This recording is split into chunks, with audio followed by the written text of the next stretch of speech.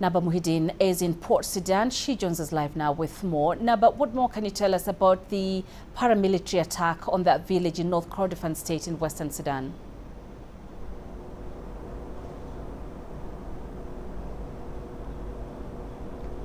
Yes, Tanina, the attack took place on Monday evening. According to eyewitnesses, they said the RSF attacked the village, tried to loot some vehicles and to loot the market, and they noticed a frequent attack on the countryside villages of Al Ubayd, which is controlled by the army, but the RSF is controlling the west part of North Kordofan State.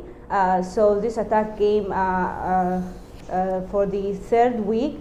There is different attacks by the RSF. They carried out the attack on motorcycles, trying to loot some livestock and vehicles, as I mentioned. 22 people were injured, and the number is rising, while 20 people were killed on the recent attack. The residents of the countryside village of North Darfur also said the RSF is targeting the main market every week in different villages.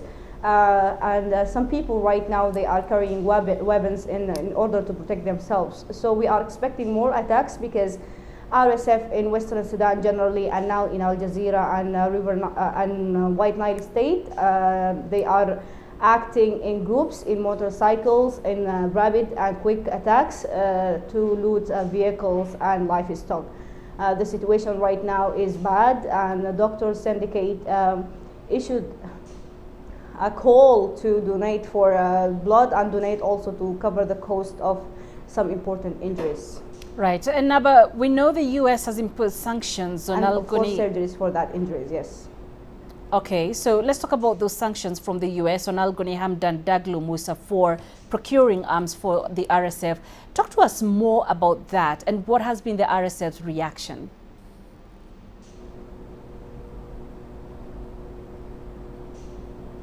Actually, this is the latest sanction by the U.S. against the Sudanese actors on the ongoing war. It's the latest U.S. Treasury Department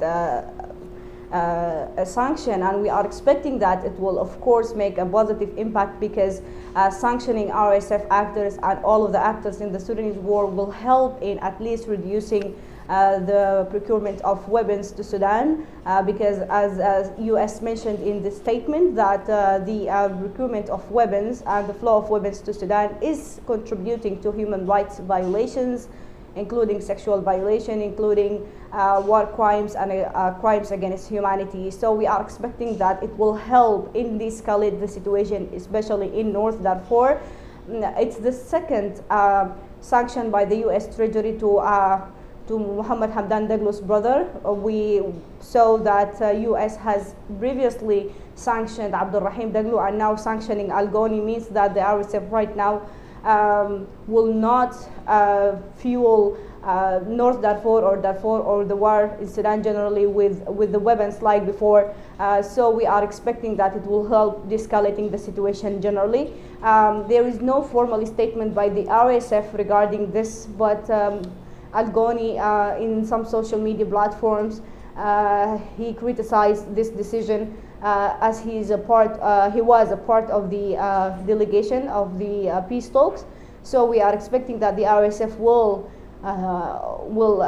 release a statement very soon condemning this sanction and calling for sanctions on the Sudanese army, because we know that the two warring sides are procuring weapons to the war.